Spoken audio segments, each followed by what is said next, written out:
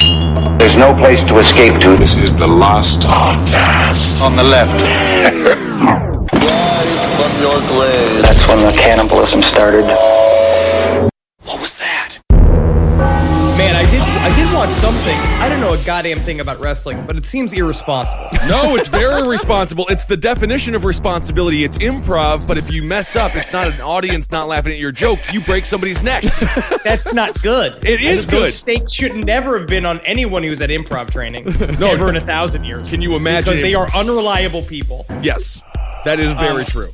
But imagine how much scarier it would have been if he killed his wife and kid, but still wrestled, didn't kill himself, and on the next day showed up being like, I finally got rid of my wife and child that have been holding me back.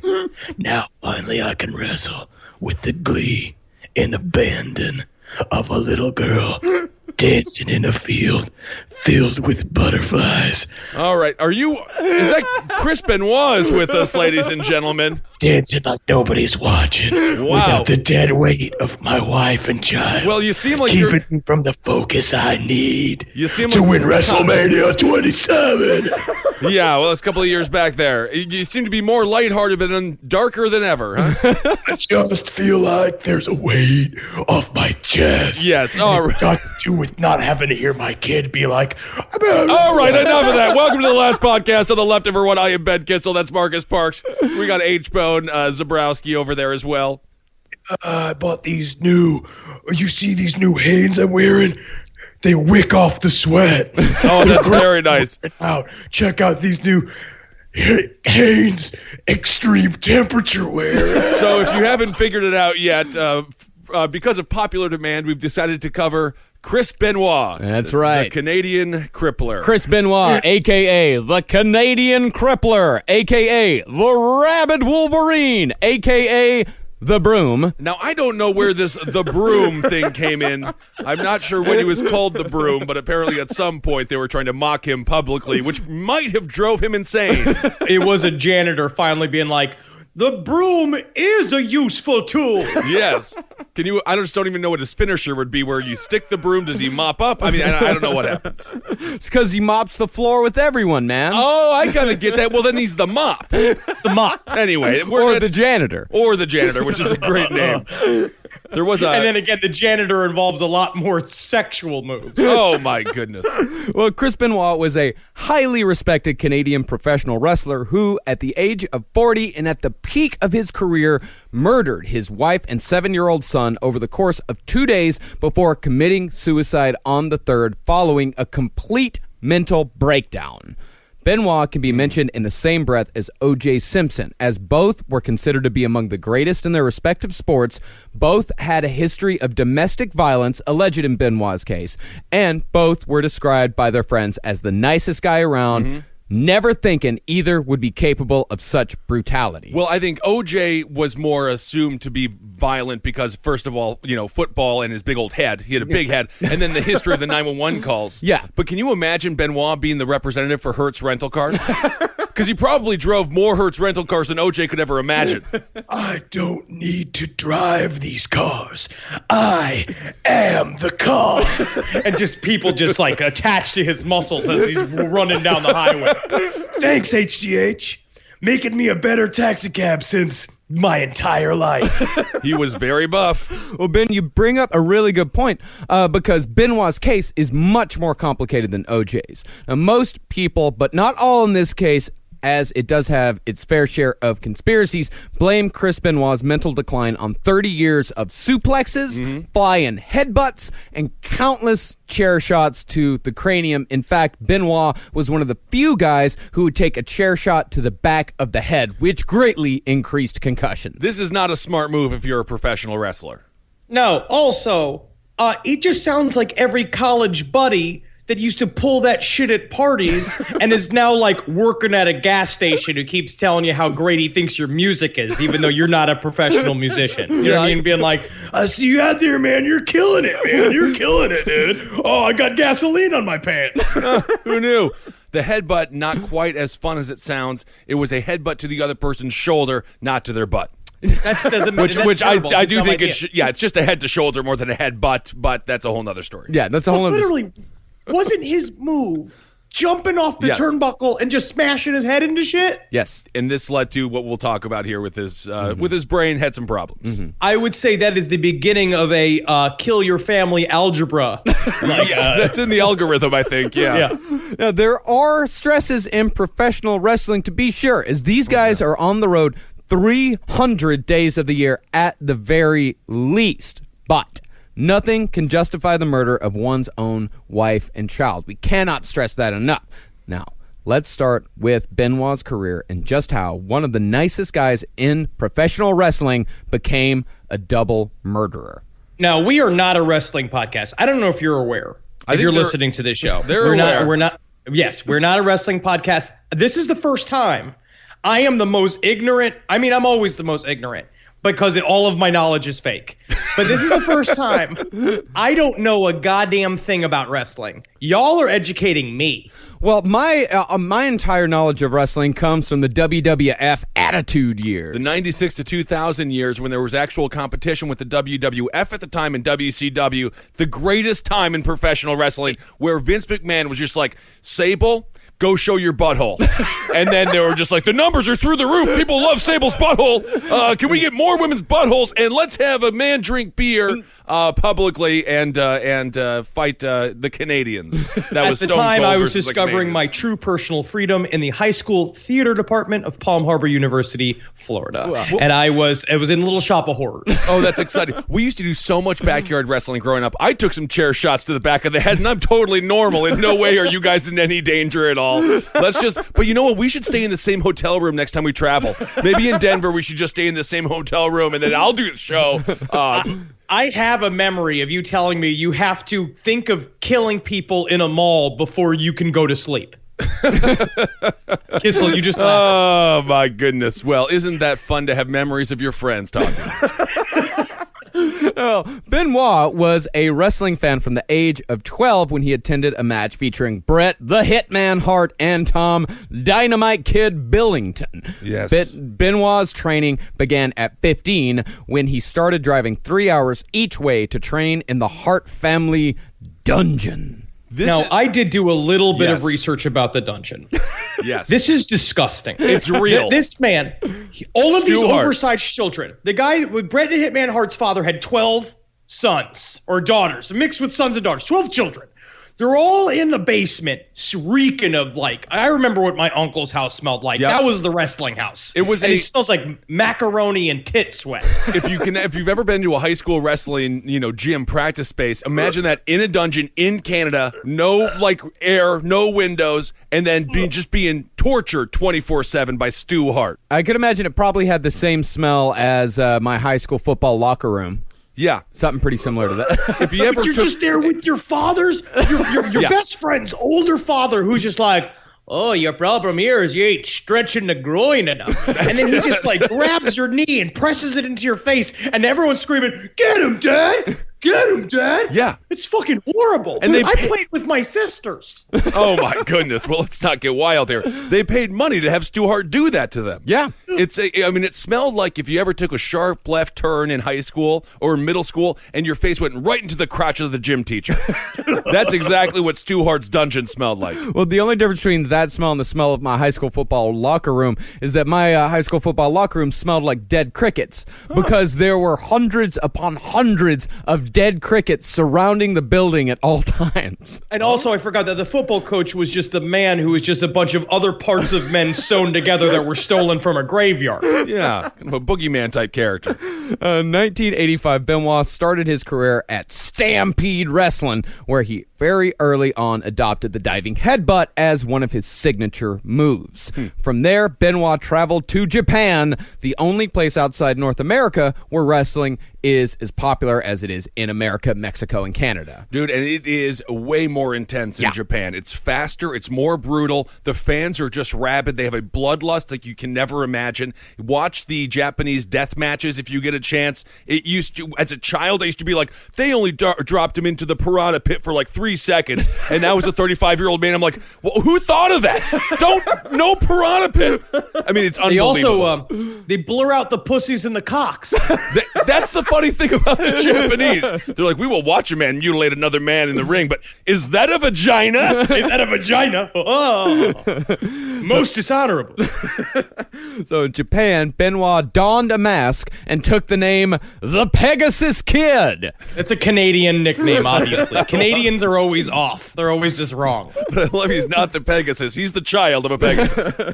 Benoit battled such wrestlers as Thunder Liger, Black Tiger, and El Samurai, who I would imagine is a Mexican transplant from Mexico to Japan. The samurai. Yes. And he's just like, they understand samurais. All right, I'm a samurai. That's like you guys as cops, right? But in a match in Mexico, fighting for Consejo Mundial de Lucha Libre. Ooh, I love it. Benoit lost the mask and reinvented himself, going from the Pegasus Kid to Wild Pegasus. And for Also, that was a stage name that Barry Manilow started out with. Oh, I like that.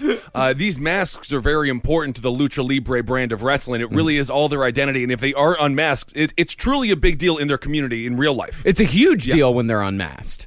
What if it gets caught on like a hook or like on a doorknob or something when you're coming out into the wrestling field? Is that what it's called? You can see the bloopers when the mask does come undone. They cover their face up really quick, and they desperately try to get the mask back on before being seen by the public. So in 1992, Benoit came back to North America briefly to wrestle for the WCW, which in my opinion, I don't know if you'll share this with me, Ben, WCW was always kind of the Kmart to WWF's Target. But Yes. Kmart had a resurgence in the early and mid and late 90s because they threw all the money in the world. WCW threw all the money in the world at these pro wrestlers. That's why they got Hogan, Scott Hall, Kevin Nash, basically everyone, Ric Flair, everyone that mattered in pro wrestling went over there because it was a massive Ted Turner paycheck. But they didn't have quite the same flavor as the WWF. Well, they had no structure. Eric Bischoff was the guy who led that sort of insurgence of those new, old people coming over as new talent, and the whole thing, they literally gave the wrestlers carte blanche to create the storylines, and believe it or not, the wrestlers wanted to be in the ring a lot. And they wanted to talk a bunch and not do a lot of wrestling. No, but they also one bit talking about here is that he this is about the time when he hooked up with Eddie Guerrero too, right?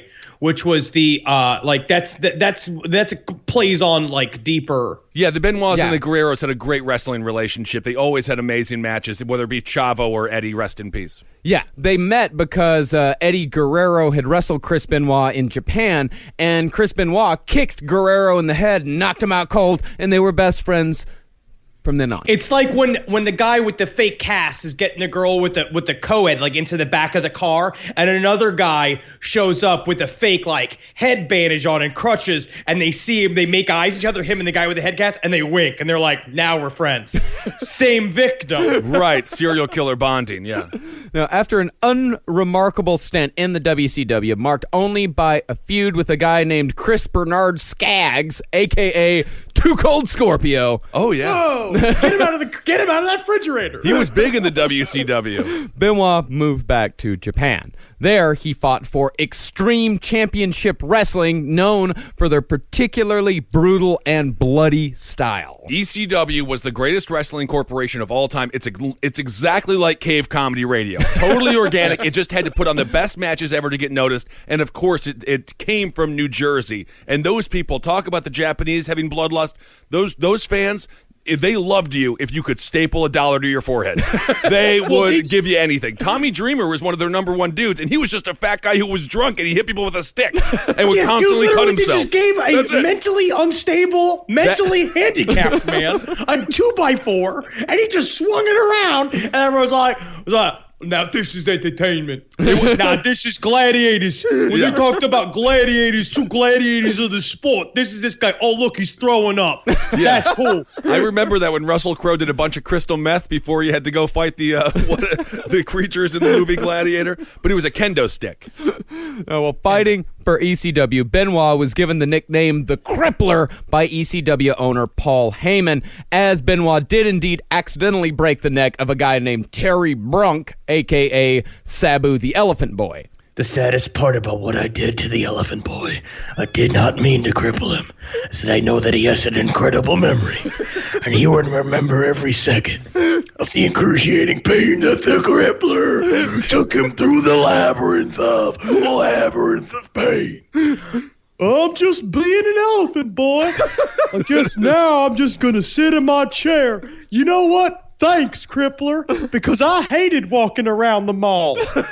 Sabu, I've never heard him called the Elephant Boy before, but it's tough to say whose fault that was, because who's ever getting the move done to them is the one who's in control of the move. Well, yeah, actually, it was Sabu's fault. He didn't. It was. I checked out some of the analysis of the move itself. It was something like Sabu didn't rotate the right way or some weird shit like that. But that really tells you how much danger these guys put themselves in. Dude, I trained for 6 months above Skip's bowling alley to be a pro wrestler, and just hitting the ropes hurts. Yeah. The whole thing was painful, and then taking a bump, I can't believe what these pro wrestlers are able to do. Yeah.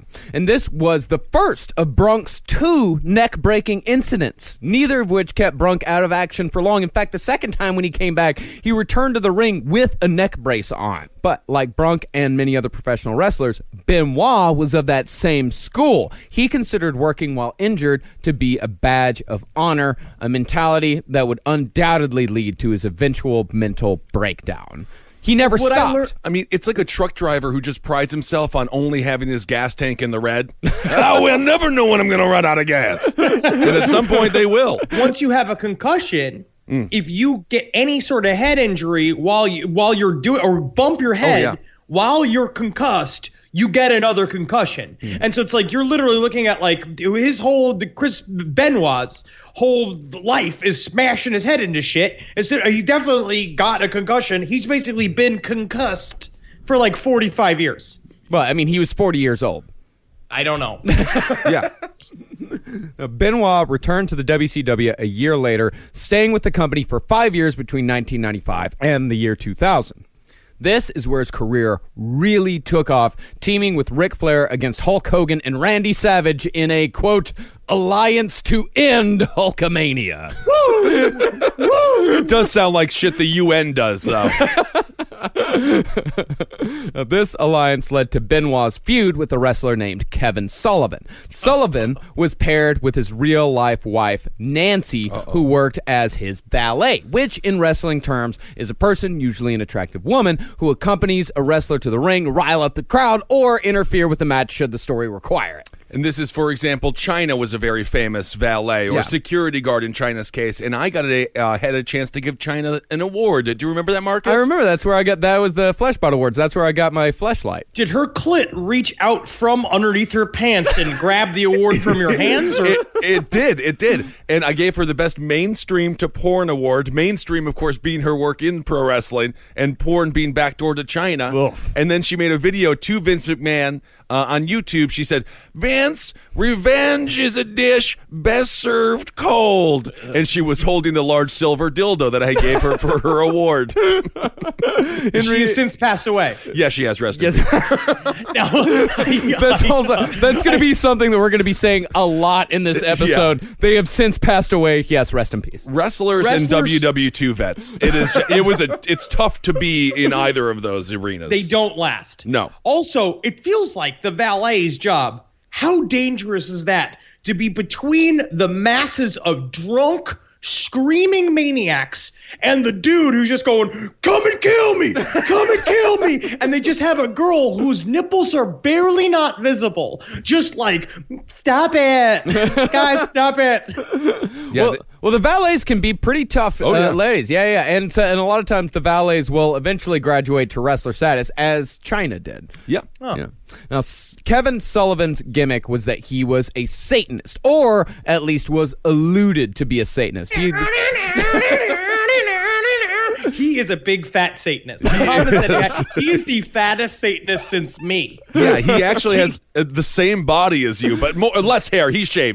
Well, he said, he said recently that he's a good Irish Catholic boy, and the whole thing was just an act, because he never actually said, I'm a Satanist. In fact, I've got a promo in which Kevin Sullivan talks about his army of darkness, and he gets a little bit further into some of the mystical mumbo-jumbo that he used to fuel his career. And I know, of course, that periodically Mr. Sullivan disappears for a day or so, and he goes to see the Buddha Dean to get his batteries charged, which I understand needed. Well, let me tell you something. I was taken by her Buddha Dean to the closet of anxieties, where I took the cosmic cookie and went to the Amazon River of my mind, where I met Og, the keeper of the key.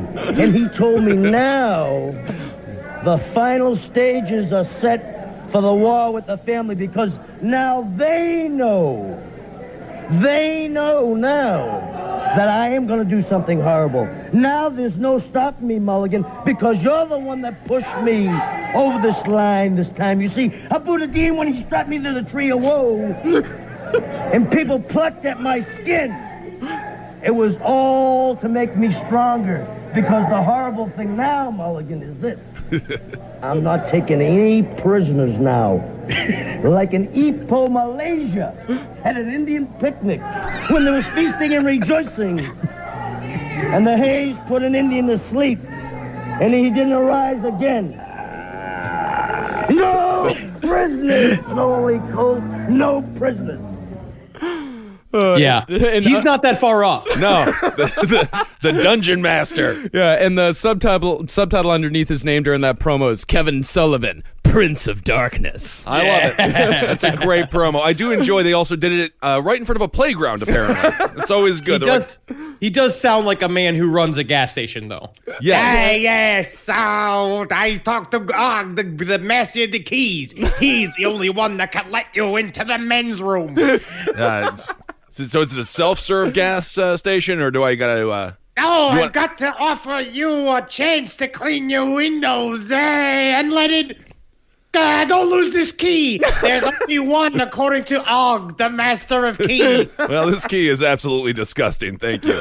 Well, It should be. Yeah. Well, Kevin Sullivan wasn't doing this whole thing alone. Like a lot of professional wrestlers throughout the years, there's like a cabal. There's a team. In the 90s, it was like the Ministry of Darkness, the corporation. All of these. Yeah, I think it was the Dungeon of Doom was his tag team. Yeah, and this one involved his wife Nancy, who had married him in 1985.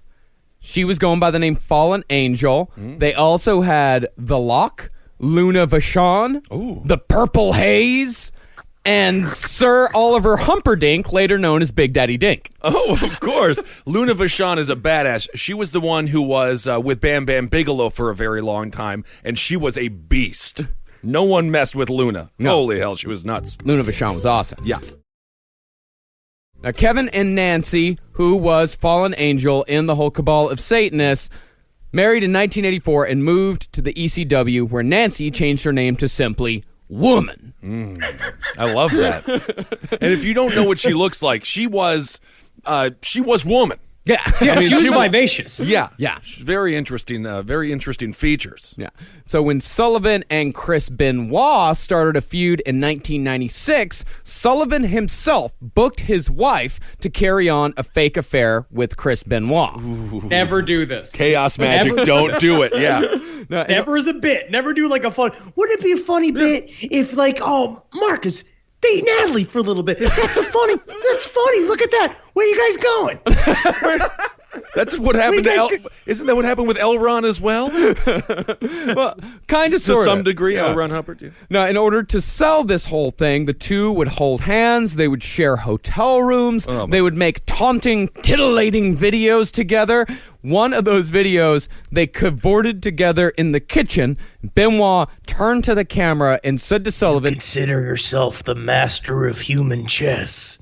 Well, my bishop just took your queen in the butt. Wow, that's actually an amazing line. At some point, Kevin had to realize it's like, oh shit, they're actually having sex with each other in real life. Oh, wait a second. They're Look at making love to each other, aren't they? Yeah. Man, the flirting is getting pretty advanced.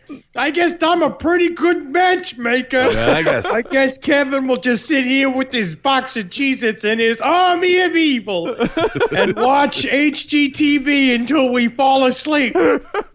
You and the Cheez-Its? Yeah, my new wife. The best part about Cheez-Its being your wife is that they leave according to my choice. That's my right. choice, they disappear. Right. Now, unfortunately for Sullivan, all the time the two spent together in hotel rooms eventually took the fake affair into real affair status, and Nancy left Sullivan for Benoit in 1997. And this happens. China and Triple H, Hunter Hearst Helmsley, now, of course, The Game, the man who is basically running NXT, which is now a very popular pro wrestling show, he was having a real relationship with China. And then they started a storyline with Stephanie McMahon where they were supposed to come up and he was supposed to court her. Sure enough, he ended the relationship with China, which is why she was blacklisted from the WWE in the first place. Also a massive drug addiction. And then they got married in real life, Stephanie McMahon and Triple H, and now he owns part of the company. Now, that's the thing. Wrestlers, I love them. I don't think they are emotionally smart enough to understand the difference between like the storyline and reality sometimes. Well, some are not. Some are not. Mick Foley is actually a brilliant human being. He's great. The real successful ones obviously understand. Like Mark Calloway, The Undertaker, he doesn't dress like that in real life. No. He's not like at the bar and be like, I'll have the beer. And then they just like, he demands it to like show up in his hand. He's waiting for it to like fly across the table to his hands. He's like, Yeah. I know I can do it. I know I can do it. I've never had a beer my whole life. Although I will say Stone Cold Steve Austin is exactly the same out of the ring as he is in the ring. Well, he made that persona up himself. Yeah. Which is amazing that he came up with all that. Great improviser. If you ever want to see Mike's skills, listen to The King of the Ring, where Steve Austin branded Austin 316 and Stone Cold said, I just whipped your ass. He branded both of those in that one improv speech. It was amazing. Amazing. He's the best. Now, after about a year and a half of fake managing Benoit, Nancy suddenly disappeared from the WCW roster and began actually managing Benoit. They soon married, and Nancy gave birth to a son, Daniel, on February 25th in the year 2000. By 2003, the marriage had fallen apart. Nancy filed for divorce and a restraining order against Benoit, who is now on his second marriage as well. Nancy alleged that Benoit had subjected her to cruel treatment and had put her, quote, in reasonable fear for her safety and that of a minor child. this is a part of it where when I started researching this on my own, I started realizing how close the wrestling community is. Oh. Because what they were saying is that apparently other wrestlers were the go-between between him and Nancy. When he separated, he left. He pushed her in the kitchen, right? So the incident was he pushed her. He freaked out because he's never hurt her. He never hit her before, did anything bad. He leaves. They sit in a hotel, but other wrestlers just show up and just be like, Nate, you got to understand, Chris is going through a lot. The title's got a lot to deal with. And then they go back to him being like, you just got to understand that Nancy needs time to heal. And it's like these 350-pound men all doing relationship advice to each other. And eventually she forgave him and they came back together. But she was always like a little bit scared because he's addicted to pain pills. He's addicted to steroids. He's a fucking walking killing machine who's obviously also very unstable all the time. It's very interesting. It was just interesting to see how they all stick together. Well, yeah, I mean, you have the mental instability, the constant working, like Marcus was saying with the traveling. My friend Mike, he knows Charlotte Flair, Ric Flair's daughter. He went to see her at a SummerSlam, and before they hung out for like 15 minutes, and she's like, gotta drive to like Tennessee from Brooklyn. They just work so much. The stress level's insane. Yeah, and that's the other thing about, professional athletes, and Ben, you talked about this before, it's like, yeah, there are some of them who are monsters, but a lot of these guys are oddly, deeply sensitive people. Well, pro wrestlers are a special mix because it's, obviously, as we saw with CM Punk when he tried to become a UFC fighter. Mm-hmm. Did you watch that? Ooh. He literally curled up like a child getting beaten by his uncle in a fetal position and just got rocked. Yeah. But when these guys are theater guys. These are theater dudes who love lifting weights, which is a very interesting mix, and gymnastics as well, and all that stuff. Yeah.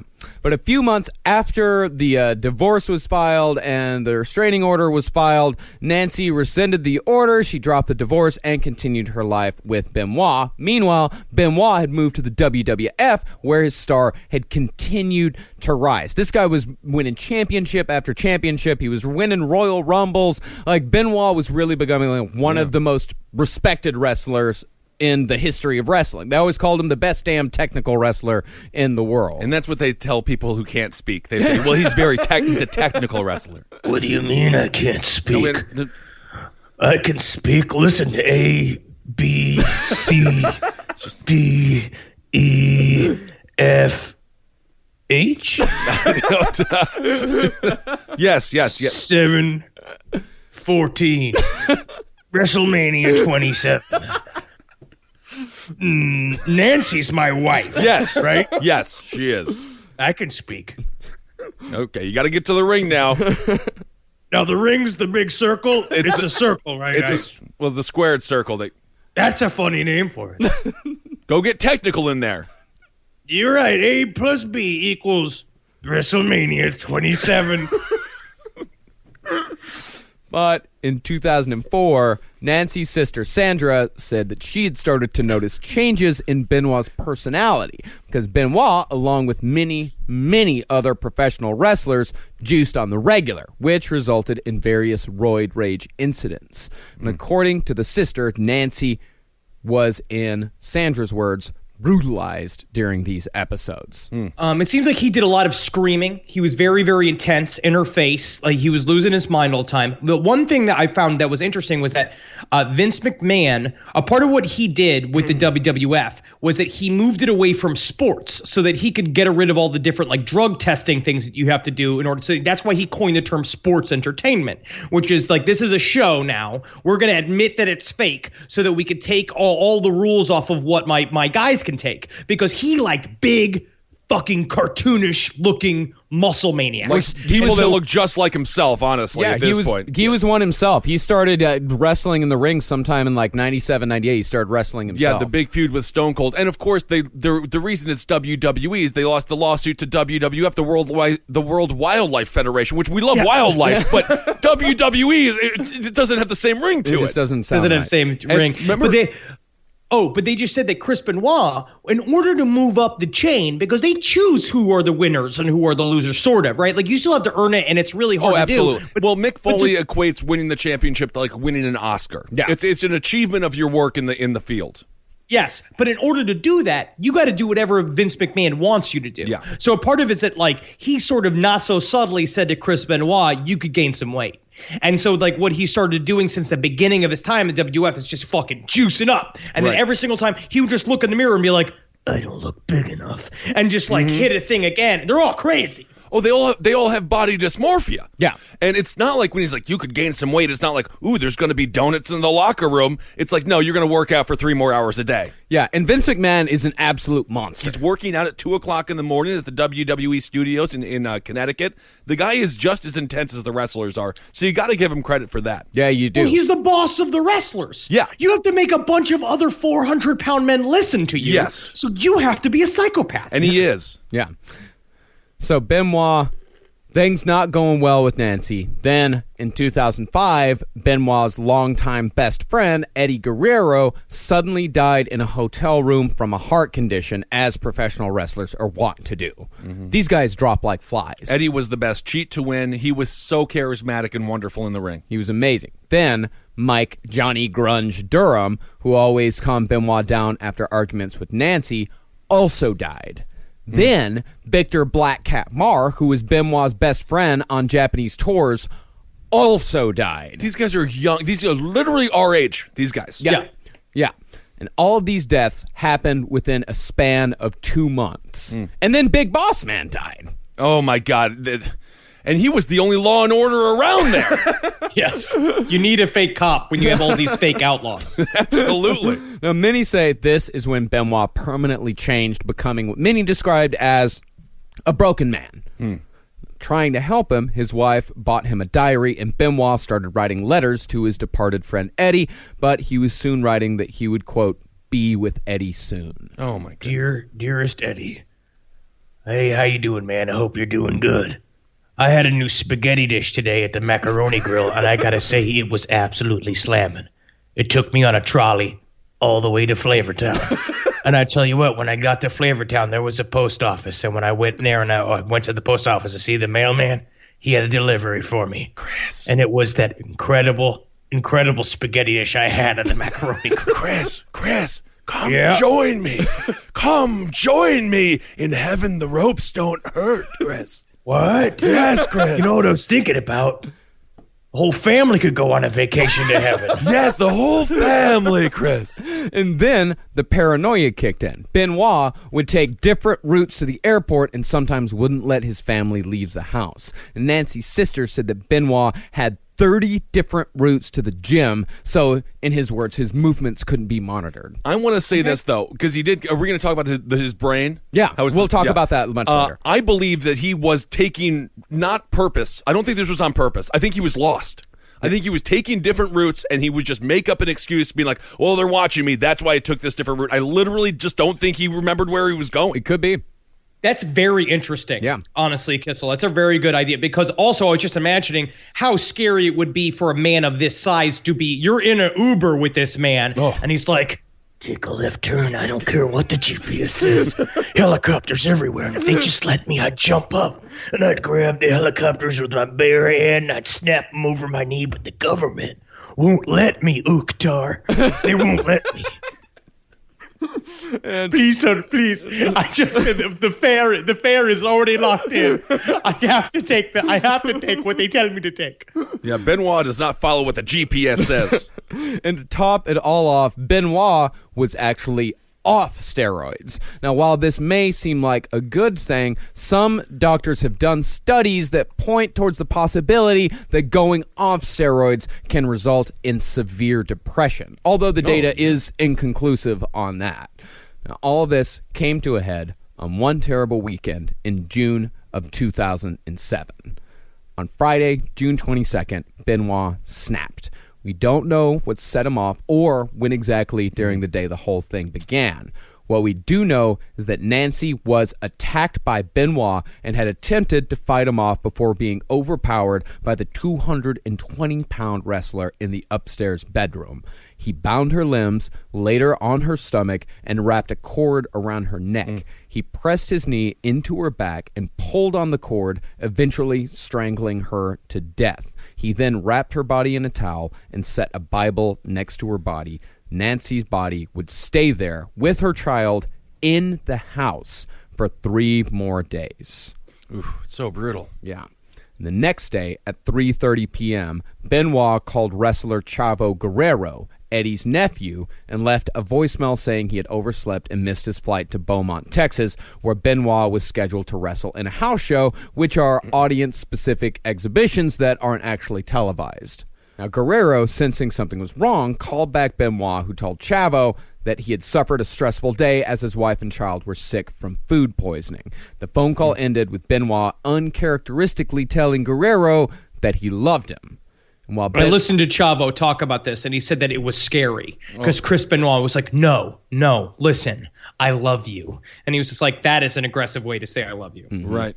Now, Benoit didn't show up at all for his flight to Texas. Another coworker called to see where he was, and Benoit informed her that Nancy and Daniel were only getting sicker, with Nancy vomiting blood at this point. He's trying to set up an excuse almost. He's like trying to formulate whether or not he can figure out how to say that it was an accident that they died a little bit.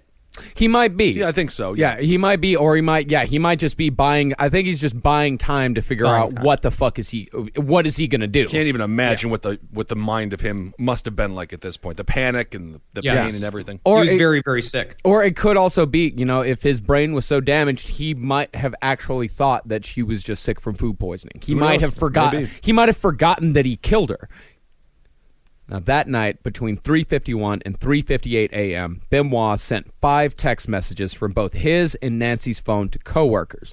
The first, sent from Benoit's phone, read, "My physical address is 130 Green Meadow Lane, Fayetteville, Georgia." The second, also from Benoit's phone, read, "The dogs are in the enclosed pool area. Garage side door is open." The third, fourth, and fifth were all sent from Nancy's and repeated the first message. "My physical address is 130 Green Meadow Lane, Fayetteville, Georgia. My physical address is 130 Green Meadow Lane, Fayetteville, Georgia. My physical address is 130 Green Meadow Lane, Fayetteville, Georgia." He just kept sending it to people, and no one knows why. Well, he also had a P.O. box, which is what he said, because he got so paranoid that he took off. And so he just wants them, it's terrifying. That's terrifying to receive in the middle of the night. Yeah. Now, the time of Benoit's son Daniel's death is unknown, but he is thought to have died somewhere between Saturday and Sunday, as his body was not as decomposed as his mother's was. Benoit sedated Daniel with a dose of Xanax and strangled the 7-year-old boy, leaving another Bible by his body. Now, on Sunday, June 24th, Benoit was actually scheduled to wrestle and beat CM Punk at WWE Vengeance Night of Champions, winning the ECW title. And some people say that that's one of the things that contributed to Benoit's breakdown, the extreme amount of pressure that he was under to win again and again and again. But Benoit would never make it to the event. At some point in that day, Benoit went down to his mirrored basement workout room, made a noose out of the cord of a pull-down machine, and tied weights to the other end. He then wrapped a towel around his neck, tied the towel to the machine's handle, and released the weights, snapping his neck instantly. Ooh. Years later, Nancy's sister Sandra would reveal that sometime over the weekend, Benoit had Googled the quickest and easiest way to break a neck. I hope to God he didn't read the Yahoo Answers answer to that. Yeah, well, you got to get a convertible, and you want to drive about 200 miles an hour in that convertible, and then you put your head up through the windshield there, and that should work. I'm an expert on breaking necks, and the first thing you've got to do is get rid of your family, and then that is the easiest and quickest way to break your neck. Strange Yahoo answer. It's also, this is what I find very interesting about this, his suicide specifically. How symbolic is that? Right, sure. How symbolic is like literally snapping your own neck with the weight machine, the thing that's now become like it is your way of life. How much do you know this machine? You're there for hours and hours a day, pumping and pumping. Since you were 12 years old, you have been working on that machine. And it's like, in terms of just accidental poetry and suicide, there's that perfect symbol. Like imagining how haunting it was to see his body hanging from the fucking lat machine. Yeah, brutal. And it's just sad because that match with him and CM Punk at Vengeance would have been awesome. It really would have been awesome because CM Punk is a badass dude. Now, the next day, the WWE was notified of the 5 text messages Benoit had sent, and coupled with 2 no-shows in a row, and especially coupled with such a huge event where he was supposed to win a title, WWE figured it was time to call the cops. But the cops, for some reason, called his neighbor to go check on the family instead of just going out there themselves, and the bodies were discovered by the neighbor in the early afternoon. And isn't that nice of the police, just to have the neighbor have that experience? You know? Just let them have it. Stay within the family. Stay within the neighborhood. Yeah. Also, apparently it was because he had like 5 or 6 wild German shepherds that the cops would approach the front of the building, and these dogs are like, rawr, rawr, rawr, rawr, rawr. They're like, guess we better send the neighbor in. Yeah, and the neighbor's like, but the dogs attack me too. Yeah. Yep, it isn't fun. It is funny, huh? But one of us has a gun. All right. Now, no suicide note was found, but a Bible that was later shipped to Benoit's ex-wife in a box of personal possessions had a handwritten notation on the pages that read, "I'm preparing to leave this earth." Now, that night, the WWE, not knowing yet that Benoit had committed the crimes, devoted their entire Monday Night Raw programming to Chris Benoit in a hastily thrown-together tribute. They thought at this point that it was probably a murder. Well, they didn't know it was a murder. They just knew that he died. And then, of course, this was Vince McMahon. It was supposed to be a funeral for him because his character at this point was dead. So he came out, broke character, did the whole thing. This was I guess this is a blooper. Yeah. This is a blooper. It's tough for the WWE, though. They go through so many tragedies and things like that, and they just wanted to be nice. Now, nobody really knows when the WWE was notified that police had deduced that the Benoit family was dead by murder-suicide, but some say McMahon found out during the broadcast. But, understandably, let the whole thing play out anyway. What are you supposed to do? You're in the middle of a bit. Yeah. What can you do? It was like a 3-hour, because Raw is 2 hours long? It was 2 hours. It might have been 3 hours at that point. Yeah, it might have been. But yeah, Raw was an at least 2 hour long show. So they put together a 2 hour long tribute. They pretty much canceled all the matches. None of the wrestlers were there. And what is he going to do? Go out in the middle, an hour and a half in, and say never mind. My bad. Actually, he killed everyone. And then fake die on stage and be like, no, now I am dead. I am dead. I'm Vince McMahon. We're going to need a bit of a mulligan here. It looks like, he's not too much of an angel. Am I right? Bing bong, bing bong. I don't know what they do. I have no idea. Oh my God, the Owen Hart tribute was the saddest Raw of all time. Well, Owen Hart, I actually watched that live. Oh, I was watching that pay-per-view. Yeah, Owen Hart he was a wrestler who was doing a stunt where he was going to fly in from the top of a stadium on a zip line and was going to land in the middle of the ring, but his harness broke and he fell to his death. Vince McMahon refused to pay the union dues, so they got some random dude in there to hook him up from the ceiling. Owen Hart, I believe he was playing the Blue Angel. The Blue Bomber. The Blue something like that. And so he snapped his neck on the turnbuckle as he fell because Vince McMahon didn't hire the right crew. I also feel that Vince McMahon is running the first ever cut of the memorial trailer for Owen Hart. He's just like, do you think using free falling is too much for the memorial video? You know what, Vince? I think it might be. covered in powder. Eats a bunch of creatine. When an autopsy was performed on Chris Benoit, doctors found that his brain was comparable to that of an 85-year-old Alzheimer's patient. Oh, my God. Now, while Alzheimer's patients had been known to kill, I found a few stories of Alzheimer's patients losing their minds and killing their roommates in nursing homes. That's scary. We got to do a whole episode on that. What do you mean? You just found a few stories of that? Found a few stories. Retiree hell houses? That's incredible. But it is extremely rare, considering how many Alzheimer's patients there are in the world. It's extremely rare that they lose their mind and kill someone. We're just going to drop Grandma off here at M. Night Shyamalan's hospice? Everything should be fine. We got to do a whole episode on Alzheimer's patients that kill. She's just in a room with a 90-year-old man who's 350 pounds of pure cut muscle. Who's just like, are you my daughter? I hate my daughter. Also, Benoit, he showed clear signs throughout the weekend that he knew full well what he was doing. He set down the Bibles. He wrote the note in his own Bible. Benoit, he gave the kid Xanax before strangling him to death. Benoit, he knew what he was doing. Well, if I know my Alzheimer's as much as I kind of do with my grandmother or my grandfather in the home, they go through moments where they realize what they've done and then they forget so much. Lucidity, yeah. So it's very bizarre. You would imagine he had moments of clarity that must have been extremely difficult for him to rationalize. But also remember that the doctor said that it was comparable to an Alzheimer's patient. He did not say that he had the brain of an Alzheimer's patient. But the WWE tried to spin this. They jumped on the word Alzheimer's. They tried to spin it by saying in a statement that there's no way an Alzheimer's patient could have pulled off the sick technical moves that Benoit was known for. Yeah, they literally praised his wrestling. And they said it was too good for him to have the mind of an Alzheimer's patient. You don't understand, but the feet have a mind of their own. I guess so. But now the WWE takes concussions very seriously. Daniel Bryan, for example, had to retire early at the peak of his career because of them and stuff like that. Yeah, and you know what?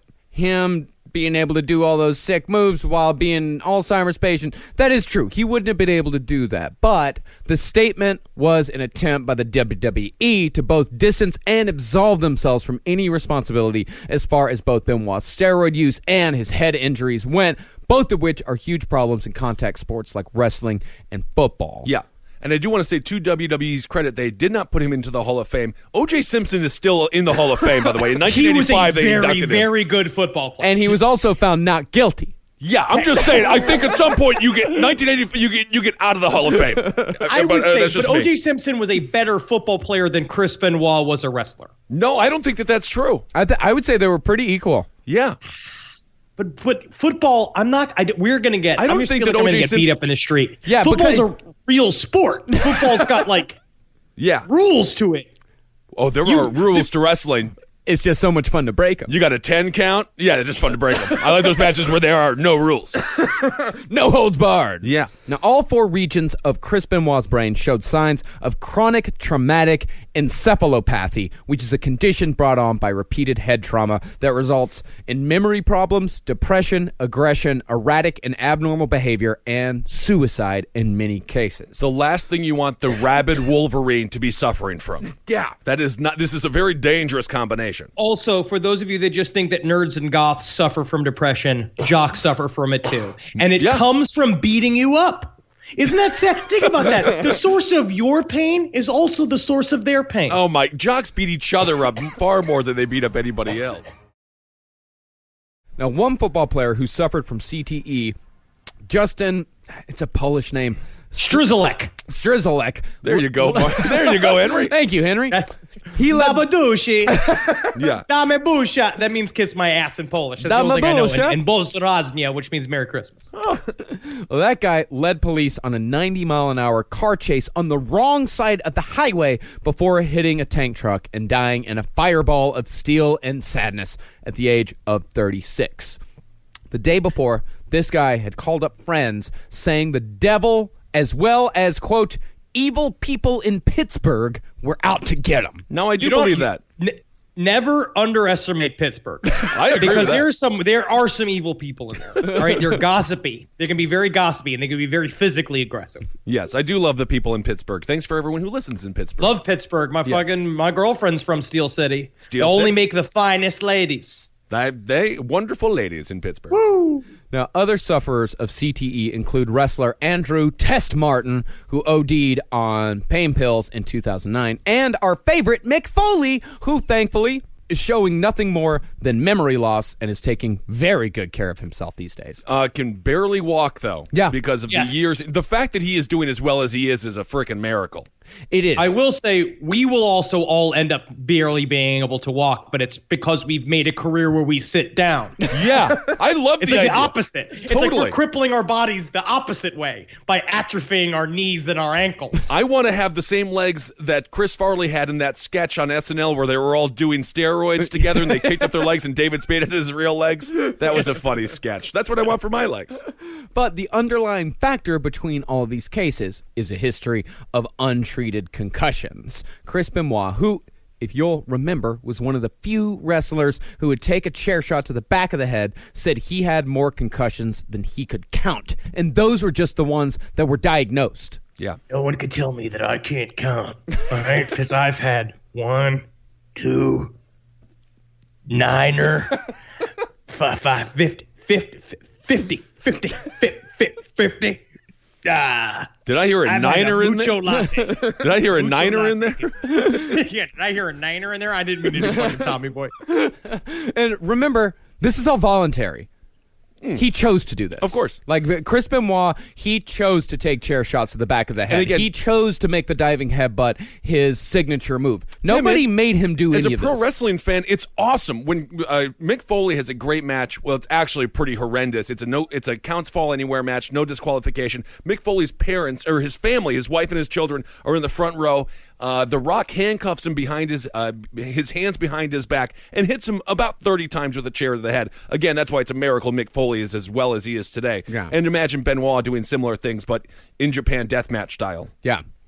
Now, while this may seem like an open and shut case to us, there are, not surprisingly, numerous conspiracy theories surrounding Benoit's death. The leading conspiracy involves Nancy Benoit's ex-husband, Kevin Sullivan, the Satanist.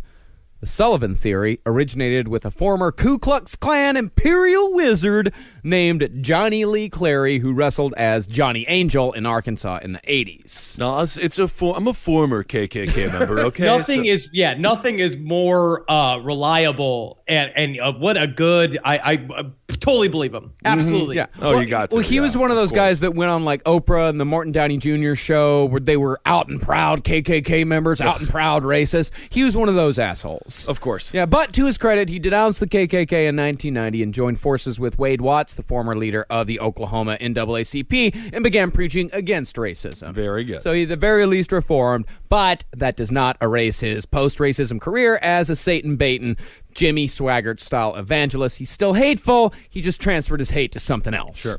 As a lot of these guys do when they supposedly reform. Now, Clary claimed in an article that Benoit was completely and totally innocent and was in fact murdered and set up by Nancy's ex-husband, Kevin Sullivan, who was supposedly a high-ranking member in the Church of Satan, harkening back to his days with Big Daddy Dink and the rest. Of course. It all makes sense. It all. You don't understand that Satanists don't group together. Everything's wrong. Everything's wrong with the story. But whatever. Yeah, I mean, the Satanic Bible says very specifically and very strongly, do not harm little children. Yeah. It's a travesty. This not is good. A smear campaign. Kevin Sullivan Right, again. Yeah, it's a character that Kevin Sullivan was playing. Yeah, I mean, it's all ridiculous. It's all a character. Kane and the Undertaker are not brothers in real life. Yeah, they are. What? Yeah, they are. And his brother. Yeah, they're brothers. Oh, are they actually brothers? No. No. Of course they're not. They're just two other giant men that have to press belly to belly with each other every week. Ugh. Not anymore. Undertaker has retired. Yeah. Oh, did he? Yeah, he had his final WrestleMania, the one that you did not come to my apartment for. Well, I was having You problems. were busy, yes. I was having Snubbed. I was having problems. Snubbed. I'm not going to get into what problems I was having, but I was having problems. I don't snap, I get snubbed. Snubbed! In this version of the story, in Clary's version of the story, Sullivan broke into the Benoit house with a group of Satanists 10 years to the day after his divorce from Nancy and murdered the entire family in an act of revenge, sullying Benoit's name forever in the process. The thing is that Benoit, Kevin Sullivan had been out of the wrestling game for a while, right? The funny thing is that right after Benoit stole his wife away, Benoit and Sullivan had a retirement match, and Sullivan lost and retired from wrestling because Sullivan didn't want to wrestle anymore. He wanted to be a booker. This was all agreed to beforehand. He knew that he was going to get out. Yeah. But yeah, that was in that was in '97 when Sullivan got out. So he'd been out of the business for 10 years. So, yeah, Sullivan walks in there. Benoit's most jacked and insane that he's ever been in his life. He couldn't beat him. No way, yeah. And 5 90-pound Satanists all just bullied into there being like, well, listen here, guys. We're going to go in there. We're killing Chris Benoit. And they're like, we're going to kill who? I thought Echo and the Bunnymen were coming into town. So I kind of was going to go to that instead. And there's a new kind of classy hot dog restaurant next to it called Hot Dogs with the DAWG on there. They make specialty hot dogs. I was going to get one of those and then pop over to the concert and not fight the rabid Wolverine. I don't want to kill the rabid Wolverine and his family. Woman could have beaten up Kevin Sullivan at this point. I would be surprised if he was walking. Yeah. Clary took quite a bit of heat for his claims and has since taken down the article, but it does survive on conspiracy theory message boards like the notorious Godlike Productions. Ooh. And speaking of Godlike Productions, I found another theory on the Chris Benoit board that brings in another old conspiracy chestnut.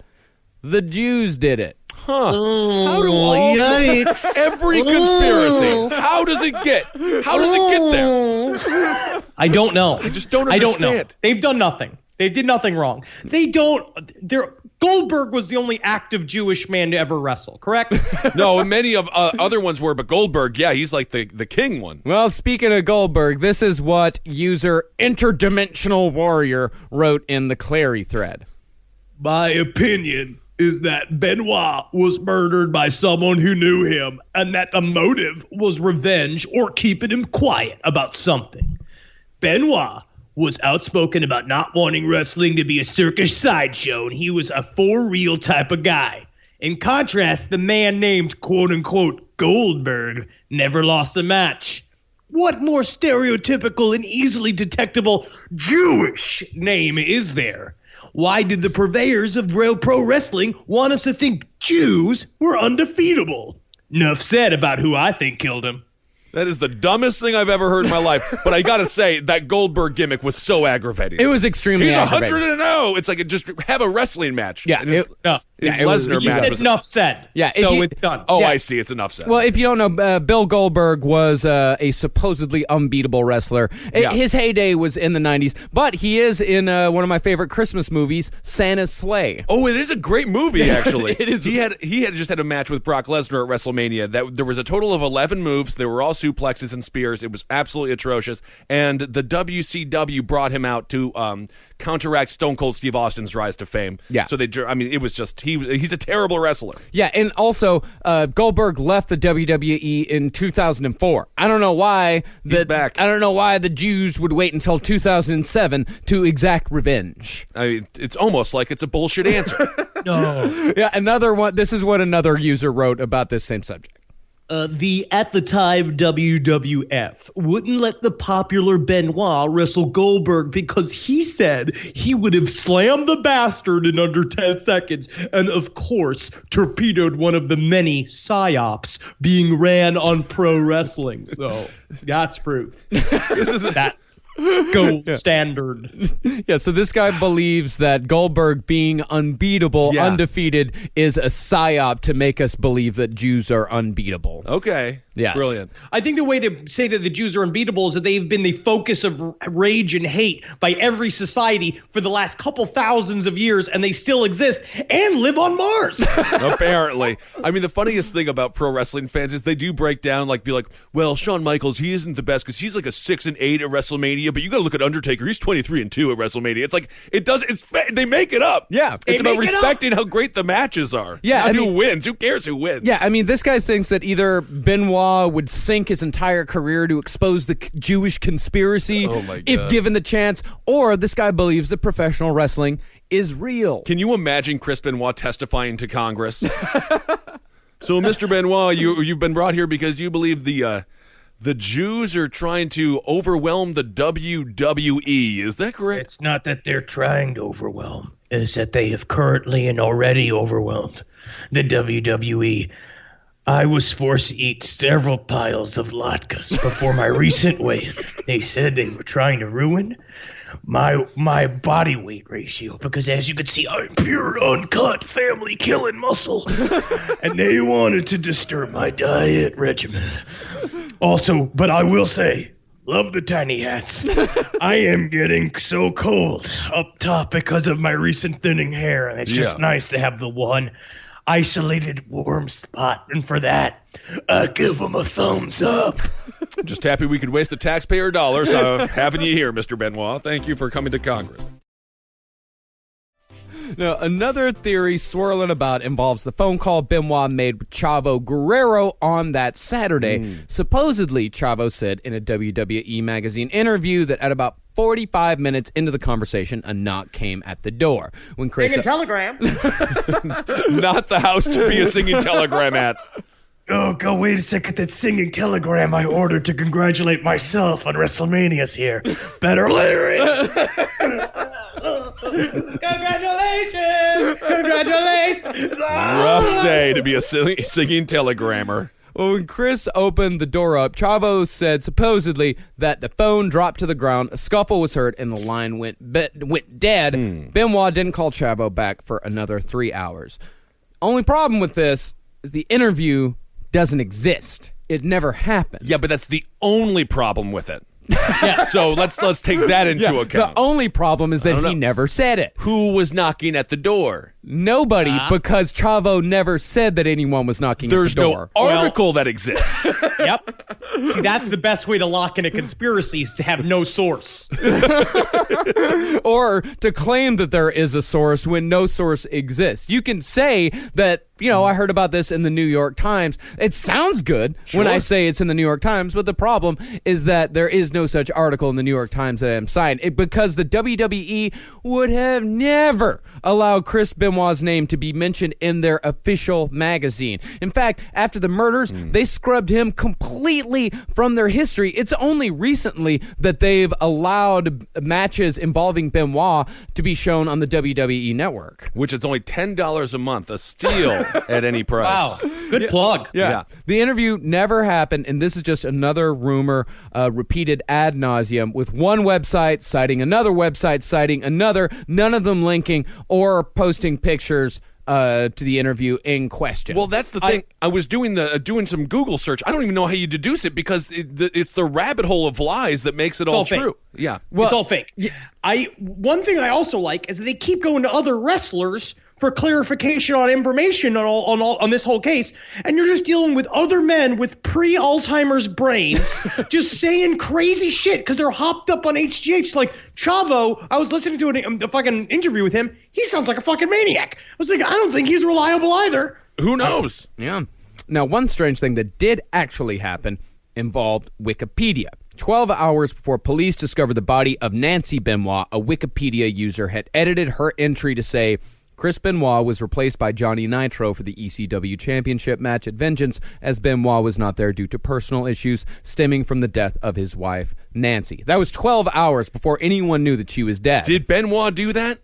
No. God, he doesn't know how to use a computer. Yes, I mean, he has to know how to use the computer. No, he didn't do that because the post was made from Stamford, Connecticut, suspiciously close to WWE headquarters, prompting some to believe that someone in the WWE had prior knowledge of the murders and had let the cat out of the bag too soon. Interesting. While this may seem fishy, turned out huge coincidence. Oh. If you haven't figured out by now, wrestling fans tend to be a bit of a gossip-heavy bunch, and speculation was swirling around on message boards on Sunday night that the only reason why Benoit might miss such a gigantic match, the death of a family member. Sometimes they get it right. Perhaps his wife. Yeah. It's not too far of a jump. It's not a far jump. It is a perfectly reasonable thing to assume because they were fucking right. The entry had been changed by a 19-year-old wrestling fan who had also humorously changed the wiki entries for the Bronx, the Sopranos, Ron Artest, the African Wild Ass, Stacy Keebler, and the town of Naugatuck, Connecticut. Oh, man, you got to leave Meta World Peace alone. What's wrong? Ron Artest got mental problems. You got people with mental problems. Leave Meta alone. The African Wild Ass is one of the juiciest fucking deers that everybody wants to stick a finger in. That's what it is. That's what it is. You don't need backup for that. Cite an article. My fucking mom's house. This is a fun day for a 19-year-old, I gotta say. Yeah, I saw a video of him in the police interrogation room. The 19-year-old? The 19-year-old. He's laughing. He's smiling. He's having a great time. Yeah. It's like a Woodward and Bernstein type here. This guy, he cracked the case before everyone else. Now, it's not much of a surprise that conspiracy theories about this case exist, as there is, as with a lot of big cases involving small-town police departments who don't really have any idea how to handle murders of this magnitude. There's a lot of misinformation about this case, and a lot of that misinformation comes from Fayette County DA Scott Ballard. Ballard publicly and inexplicably said soon after the murders that track marks had been found on Daniel's arms, speculating that perhaps Benoit was juicing his son with HGH because Daniel was small for his size. Ballard went on to unnecessarily say, The ball was very small, even dwarfed. Yeah, I mean, and that lives on today. even though that guy came out later and said that he made a mistake. That's the big problem with the internet, because things live forever on there, and corrections are made to stories that are erroneous, but a lot of times people will find that article. The more popular article is the one that shows up. Yeah, unless you really do some digging, you don't see that DA came out and said that he was wrong about all of these charges. Is it possible they were just trying to be sensitive to the victim? I don't know. I don't know. I have no idea. Anyway, and this was all in speculation that the murders occurred due to marital strain stemming from Daniel supposedly suffering from a rare physical and mental disorder called Fragile X. I think they were just what they don't grasping understand at is straws. that if they just let him grow into what they don't understand is that they let him grow into teenage years, he will be able to control ice and metal. Fragile X. No, Nancy's Daniel, you know how many times kids corner you in the middle of the locker room and they're trying to take your milk and you brought your precious milk in there and you had to wait in line for that milk. Never again, my tiny son Daniel. Gonna make you big like daddy, because being big solves all your problems. It kind of does. Yeah, you're big. You have no problems. No, not every day's a nightmare. No, you can't. It's definitely not a problem that you can't fit in planes and that like your heart is going to be too small for the rest of your frame and it's going to eventually kill you, like just because you can't get blood everywhere. Democratic strategist Ben Kissel. That's my new. Yes. Nancy's sister Sandra refuted the whole Fragile X claim years later on wrestler Chris Jericho's podcast, saying that she saw the body herself and there were no track marks, nor are there any medical records stating that Daniel had Fragile X. Now, at the end of the day, the Chris Benoit case, much like Sandy Hook and other tragedies, is so terrible and so unthinkable that people attach conspiracy theories to it to try to give a simple answer to a complicated question. But the facts remain that Benoit committed a senseless act that was preventable, for which there can be no justification or excuse. And the only way that we're going to be able to reverse this horrible tragedy is I'm coming back for WrestleMania 31. They're bringing me back. My bones will be versus Goldberg in a one-time only World Federation heavyweight event in which my bones will be placed on top of a squirming giant Jewish man and prevail me once forever as champion of the WWE. That match would actually do very well. A Bones versus Bones match. If the WWE did do that, brought back Owen Hart and Chris Benoit in a Bones versus Bones Just match. had their bones attached to many wires like marionettes. Might and as they well. just clack them together. Oh, wow. Well, what a great time here. I'm so happy we finally got to the Benoit story. Yeah, People I have been know. asking for it, and I think we debunked some of the fake conspiracy theories. At the end of the day, all he did was give his life to entertain us, and it's really sad that this was the demise, because otherwise we would be praising him, and he would be in the WWE Hall of Fame. And it's sad when you murder your whole family, it kind of trumps your amazing wrestling career. Yeah. It does. And It does sully it. It sullies it, to say the least. But I will also say that Benoit took no responsibility for his own mental health. He could have gotten help. He absolutely could have. He could have gotten help. He could have stopped taking chair shots to the head. He could have retired from professional wrestling. He knew shit was going wrong. When you're on the road 300 days a year trying to make a paycheck, going to the doctor isn't necessarily the first thing you want to do. And the WWE at the time, like you were saying, Marcus, it's like Scientology or whatever. Like, you go to the doctor and you complain about an issue. That doctor, it works for the WWE. No, Benoit, he did not. He played injured. He did not. He actually didn't go to the doctor much at all. Well, because you'll be demonized for it. And then it's a boys' club, too. So it'd be like, oh, this guy's not tough enough to be around here anymore. I suppose so, but but the thing is about that is that, like, it's one thing if he, doesn't check shit up and has like a drunk driving accident or something like that. It's another thing if you kill your entire family because you're afraid to go to the doctor. It always is. And also, the other the other wrestling guys, they looked up to him as if he was the sane one. Like, they kind of propped him up, saying that he was this nice, cool guy. They would go to him when they had, like, legal problems or wrestling problems or relationship problems. So he kind of was also bolstered by the opinion of him. Yeah. Where he came in, where he was, like, big, like, he was the guy that handled shit, so he could never appear to be weak. And you can Yeah, and you can YouTube that Stone Cold Steve Austin talking about him, just like what a great guy he was, and then But it's bogus masculinity. It's just this bullshit thing of like, you got to do this, so that's what makes you a man. But it's just like, it doesn't, because you end up killing your family, which in the end is like the least manly thing I think you can do. Yeah, I would agree with that. Yeah. I think taking care of your family is the most manly thing you can do. So I would say the least manly would be killing them. But now with OJ in the comparison, no, he doesn't have the mental disease, does he? Well, I mean, OJ, he could have suffered from concussions at one point in his career. Anyway. But of course, I mean, his shit happened years later. And OJ had a lot more to do with ego than anything else. Like, OJ was just a piece of shit. Yeah. And OJ didn't. I mean, honestly, he didn't kill himself at the end of it. I mean, so Benoit obviously felt like an immense amount of.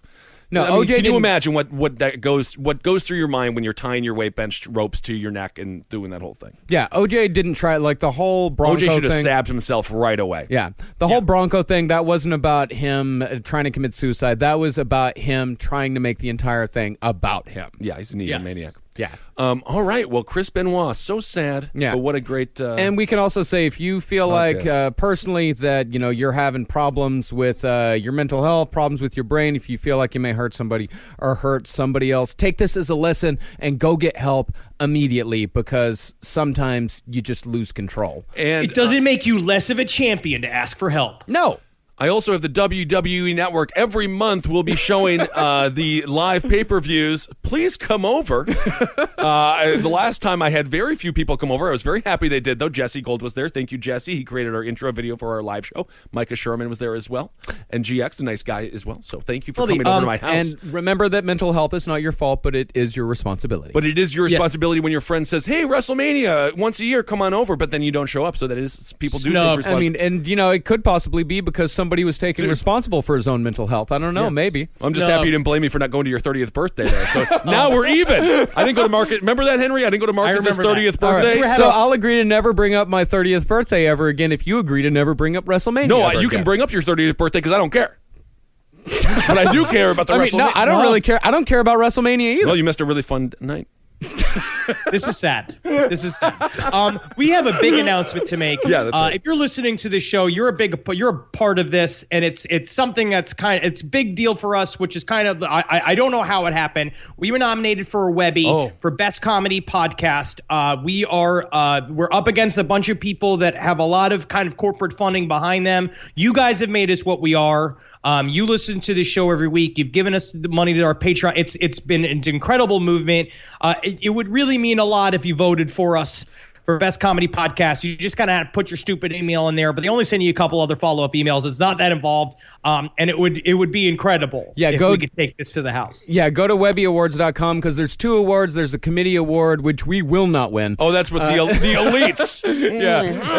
Which is the best intellectual comedy podcast? Technically, it is ours, but they will not. But there's also the People's Choice Awards, which is the one that we'd rather win anyway. Of course.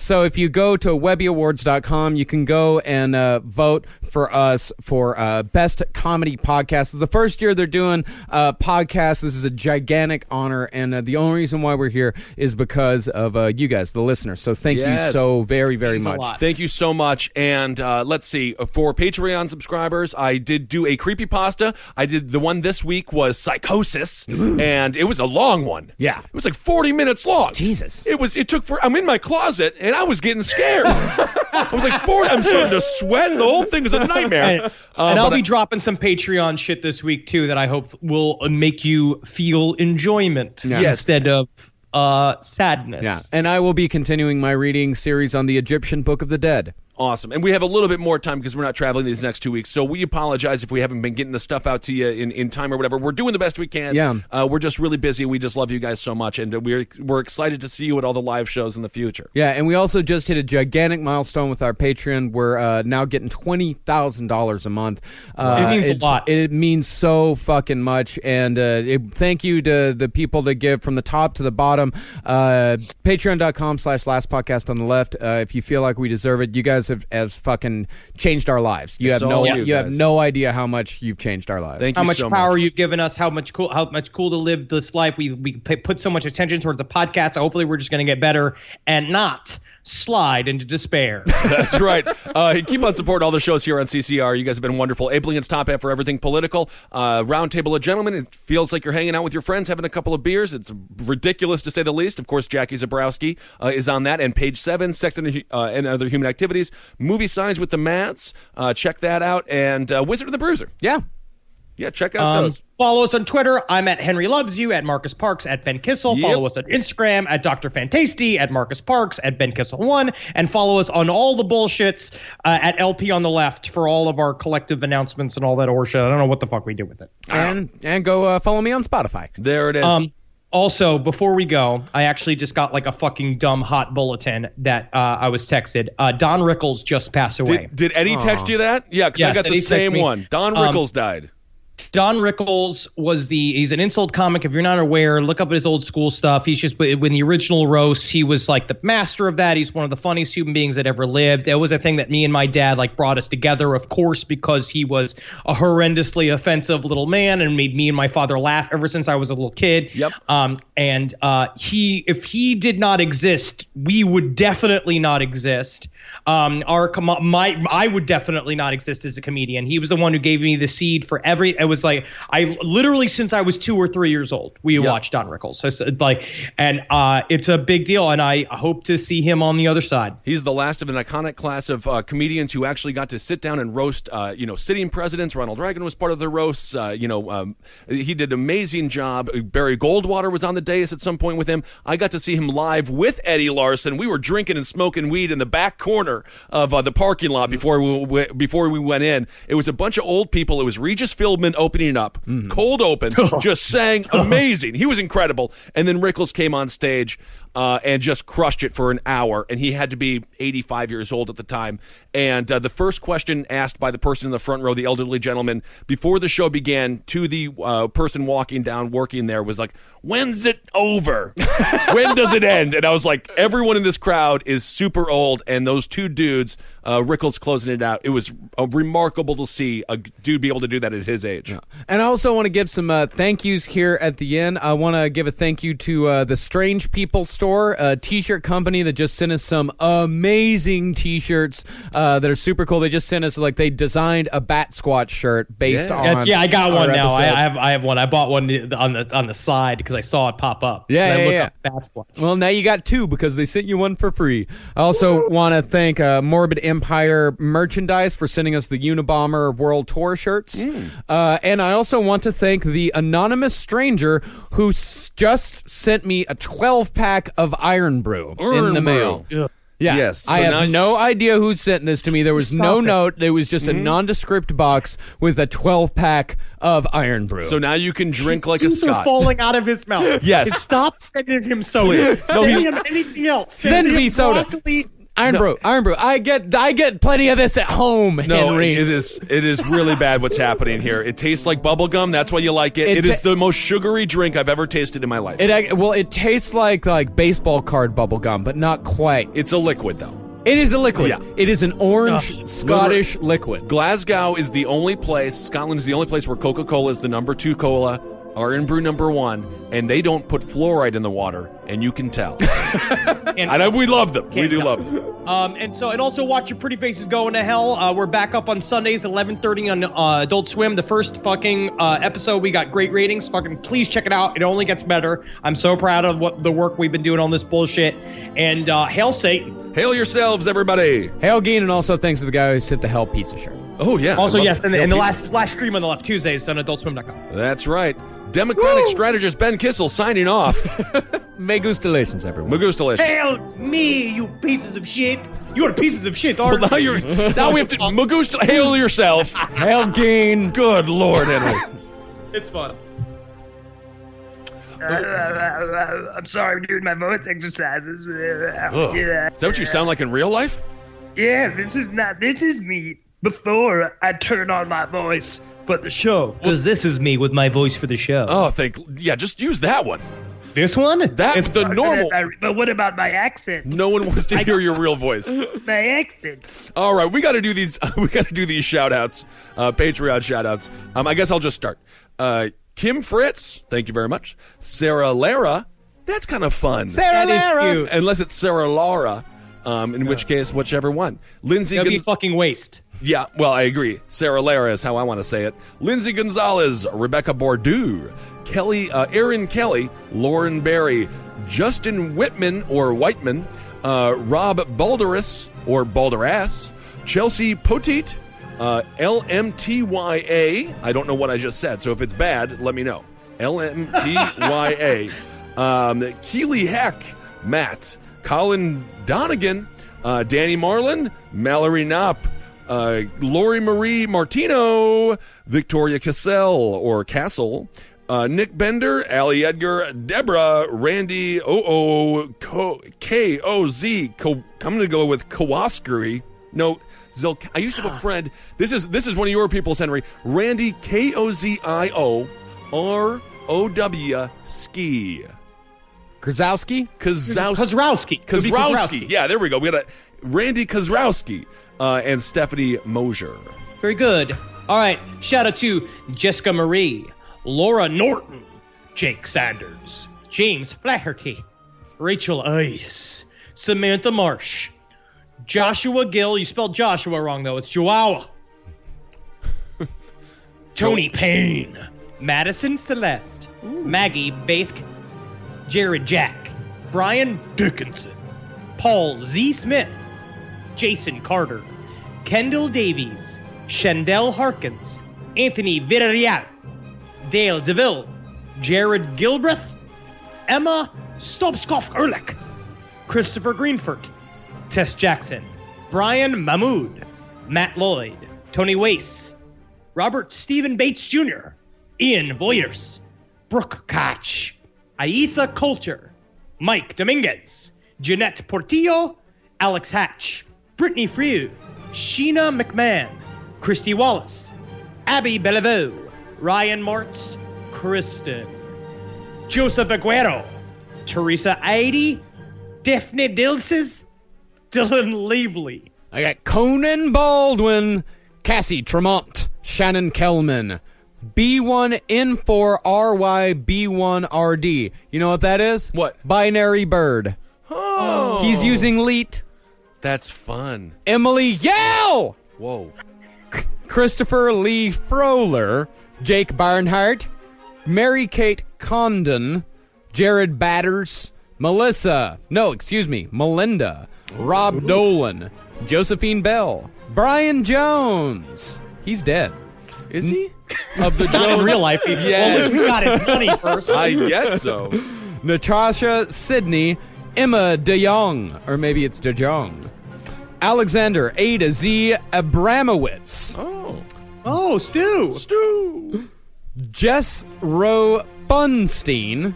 It's Pfundstein. That's Funstein. That's Funstein. That is Funstein. That's fun stuff, too. Addie Sainer, Emily Smith, Griffin Keys, Daniel White, Lauren Gathercole, Ashley Siebert, Andrew Gilfrin, Ashley Sherwood, Rachel Kent, Tanner Pruitt, Morgan Beeman, Isaac Martinez, Brock Everline, Cindy Hansen, Gabrielle Zero, Katie Mason, Morgan Novi, Samantha Shireson, Michaela Keister, Haley, Holly Carr, Eli Hicks, Sarvis Berry, Christian Gentry, Allison Krieger. Hey, Allison. Hello, Allison. Hi, Allison. Hello, Allison. Candida Homan, Christopher Basile. All right, I got Seth LaRue, David Aldrich, Dana Daniels, Ginger Tinsley, Coleman Johnson, Sandra Gonzalez, Amelia Lettingham, Chris Turner, Beth, Noah Meister, William Manning, Stephen this is another one. VUKC, EVICH. Vukevich. Or Vukevich. Vukevich. I'm going to go with Vukevich. Stephen Vukevich, Lindsay Carr, Brandon Vincent, Nikki Cusack, Natalie Eberling, Kyle Seiner, Dark Owl Blues 7. Dark Owl Blues 7. Kind of a strange name. That's scary. Robert Kraft, of course, he owns the New England Patriots. Kona, Wow. Alicia. How much did he give? It just doesn't. It doesn't say. It's just edited though. So that always he gave. It's always he bad. gave us Tom Brady. He gave us Tom Brady. Kona, Alicia Adam, Jason Flinkstrom, Chad Anderson, Darian Marquez, Ted Kendrick, Daniel Chavez, Brianna O'Brien, Emily Butler, Tony Valentino. Ooh, Tony Valentino. I'll have some pizza. Adam Vale. Say You Love Satan 80s Horror Podcast. Oh, I just did. Yeah. Wow, look at that. That's how you get a free. That's, again, you just pay for the bump. That's you just it. got the last podcast and left bump. Say You Love Satan 80s Horror Podcast. And if that is a podcast, check it out. Who doesn't love horror films? Deanna Gordon, Like You Don't Know. Okay, they're getting fun. Erica Johnston, Zach Damon, Scotty Nelson, Dan Wilbur. And if you get a chance, check out Dan Wilbur's great book regarding the books. Dan Wilbur is actually a very good friend of ours. He used to... He has a book, and it's about other books. Yeah. But he changes the name titles of it. he does better book titles. Better book titles. So go out there. He actually has two books. He's got a book called How Not to Read, and his latest book is called Never Flirt with Puppy Killers. And Dan, apparently the books are selling because he gave us $50. Thanks, Dan. Oh my God. Oh, my God, Dan. Wow, Dan. Excited to see you, my friend. You're Stephen King. Jared Ragsdale, Marie Chaparro, Yoandy Boda, Dwayne Stika, Abby Mulholland, Taylor Sadlowski. Taylor, thank you so much for all your support. She listens to me on all the shows, and she watches me on the TV. That's awesome. Thank you, Taylor. I've heard her. I've heard her on Twitter and seen her, and I believe we met her in real life. Yes, she watched. I just did this thing for ITV or I-24 TV. Nobody knows what it is, but she watched it, and she was very polite, although they did introduce me as a Democratic strategist, and she said, when did I become that? And I have to ask you the same question, Taylor. Sean Lindley. All right. David Quinteros, Lindsay Adair, Madison, Tessa Williams, Lindsay Grace Wade, Kara, David Blakely, Alexis Dent, Summer George, Connor McKinney, Susanna Nebu, Elena Forrester, Mac Jameson, Eric Billenbaum, Christina Peterson, Jessica Spengler, Eric Morgret, Jacob Reeder, Brandon Harris, Emily Boner, It's Bonner. Cecily, Branson Allen, Jen Morey, what's going on, girl? Jocelyn Volkmar, Alicia Gerhardt, Reggie, El Capitan Bixelado, Lorne Knowles. Hail Satan and thank you. Aaron Frame. Hey, Aaron. Hey. Thomas Bornman. Eric Severas. Estivio Asaldivar. Matt Hail Me Holmes. Ooh. Nath Savage. Lori Stanley. Becky Sellers. Emily Podwalny. Lucas Zitterkopf. Karen Tronier. Rebecca J. Brewer. Carrie Bickett. Reinhardt K. Windy. Oh, nice. Taylor Iverson. Kirsten Turple. McMuffin Man 249. Cool. Philip Black. Jason April. Andrew Toops. Christy Sims. Kelsey Erickson. Charles Perry. Sarah Jo Lavelle. Hey, Sarah Jo. Andrew Haig. Kevin Parks. Oh, different than your name. Don't know that one. Huh. Aaron. It's almost like it's an extremely common last name. Like Strange. your parents weren't creative. My parents didn't choose the name Parks. Well, they could have chose to change it. What, to what? Sparkles?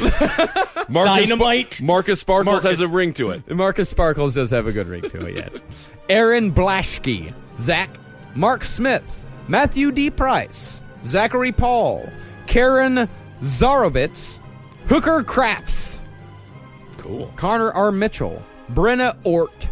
Rebecca D. Kotlerek. Darcy. M.B. Marie. Amy Ando. Alice Farr. Jessica Garcia. Smelly Ellie. Smelly Ellie is fucking amazing. Awesome. She's the shit. Yeah, go check out Smelly Ellie's stuff. Just Google Smelly Ellie. She's given us... Actually, I have 3 pieces of Smelly Ellie's art hanging in my apartment. Awesome. So Smelly Ellie is one of my favorite out there. Definitely go check her out. Adam Busey and Fran Loacono. All right, Jay Adams, Marisa Spradling, Victoria Cervantes, Dana Dukoven, Jonathan Colley, Owen Van Der Werf. Ooh, Owen Van Der Werf. Cool name. Tonio Garza, Brett Rapp, Tori E. Selznick, Eric Ballard, Holden Editors. I can't believe you had. I did it. They donated to the Patreon. I have to do the. You Holden had to do it. You I had have to do it. That's one of the rules. J.T. Reed, James Vaneco, Megan Galindo, Elizabeth Mata, Brittany Conrad, Liv Browning, Anthony Verdi, Kyle Ortega, Brandon Harvey, Valerie Kremsner, King Brown, Katie Knowles, Val Bourne, Cassandra Berry, Jane, Jeremy Ferris, Lindsay Novak, Lena McKenzie, Brittany Consigli, Kara McFadden, McFadgen. Her name is MacFadgen. McFadgen. Or McFadgen. I'm not sure. Brittany, yeah, I already said that one. Casey, well, I'll say it again. Brittany Consigli, you get it twice. Casey Jones, Kirsten Muderick, Sarah Foisey. Sarah Foisey. Dan Moylan, Andrew Miller, Olivia Tompkins, Janet Yoon, Carl Batten, Elise Swenson, Justin Cross, Allie Ray Tucker, Allie Ray Tucker. Oh my! I like your sister. What was it, Carla? Carla Faye. Oh my goodness. Gage Cook and Stephen H.R. Oh, I might as well finish it up here. Yeah. Abby Browning, Alexandra Brown, Tony Pasciuto, Adam Dawson, Ivy Buckles, Ivy Buckles, I believe, Jared Cedric, Anthony French, Jana French, kind of a couple, Matthew Soyle, Christopher Waldo, or Waldy, or Wald, Andre, and Sam Del Fonte. Thank you guys so much. I got a couple more. Diva Zumaya, Ryan Oda, the eminent Dr. D. Cool. Kate Adona, Justin Lowe, Kira Hodges, Dewey Z, Travis Hendricks, Courtney Hook, Julia Unrain, Jose Fernandez, George White, Nancy Panea, The Silent Raconteur, Molly Duncan, Andrew Groden, Jacqueline Bennett Davis, Amanda Tejada, Joseph J. Sutton, Shoeshine, Mark, and Austin Gardner. Thank you guys so much for donating. Hail yourselves, everybody. You guys are the glue that keeps this whole thing together. Absolutely. Hail Geen and hail Satan. All right. Talk to you soon. Hail yourselves. Magustalations.